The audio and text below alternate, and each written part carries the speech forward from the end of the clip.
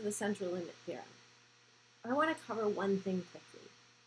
This is the difference between population parameters and sample statistics.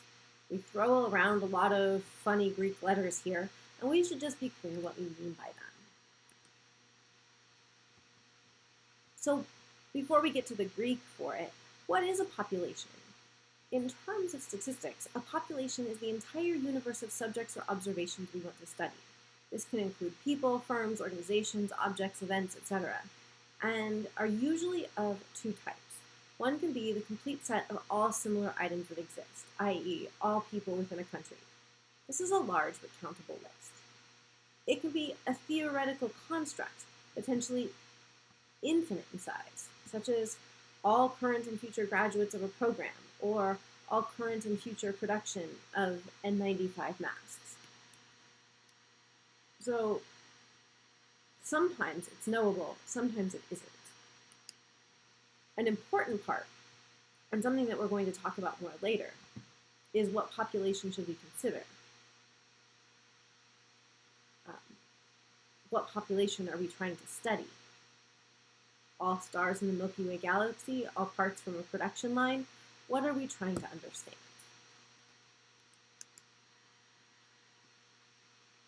Another thought is that sometimes we want to understand what one might call a subpopulation.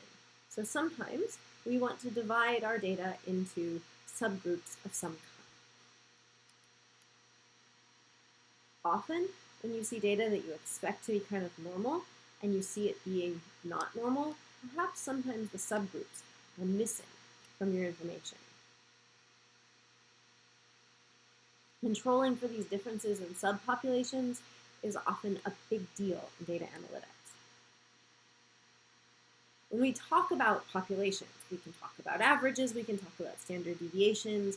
What we call them is a parameter, population parameter, a value that describes something about an entire population. We tend to refer to these with these fancy Greek letters. The population mean is mu, and the standard deviation is sigma. These are two very common parameters. Something like the average age of all US citizens would be that population mean, mu. Many parameter values are difficult to get at, and thus nearly unknowable. Even when we think we have a population, we often don't have a population, because often we want to know things about the future, or there's some subset of our data that's missing, perhaps because of random chance. I have some data on my computer of what should be the entire US military, but there's some errors. So essentially, I still have a subset of that population, right? Or what we'll call a sample.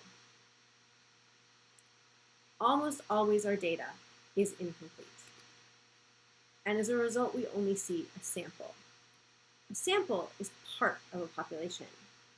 We use statistics, what we call statistics, computed from a sample to estimate parameters. A statistic is what the analyst knows. A parameter is what the analyst wants to know. Statistics come from samples. The analyst draws conclusions about the population from the statistic. This is what we're going to call inferential statistics in a moment. The question we're going to ask is how accurate is that statistic? So just in case you missed it, S goes with S, P goes with P. Populations have parameters, and samples have statistics.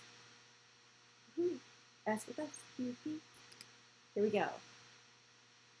You can check this out for a little math to get some symbols and formulas, but here's my handy dandy cheater table.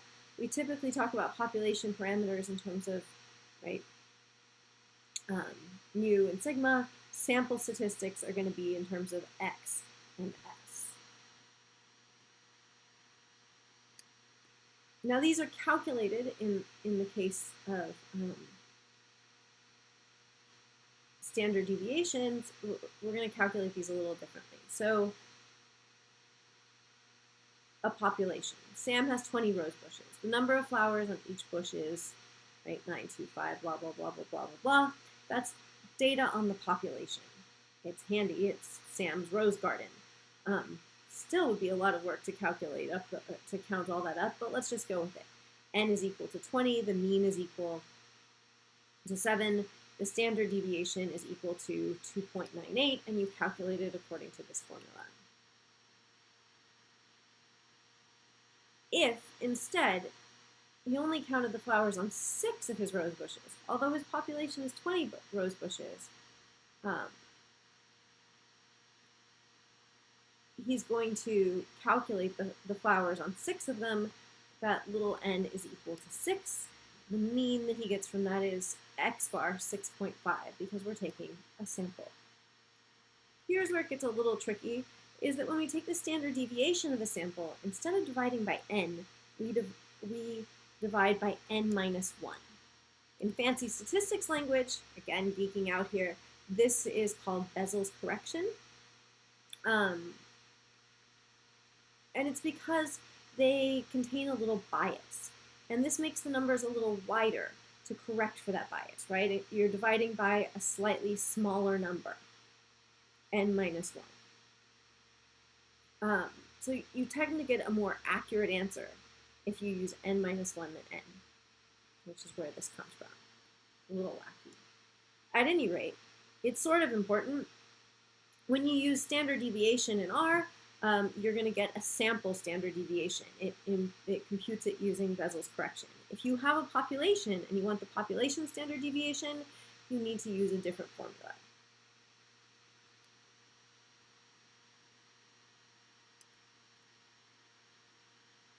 All right, with that distinction between samples and population clear, we're going to go ahead and tackle inference. To do that, we're going to start with the central limit theorem.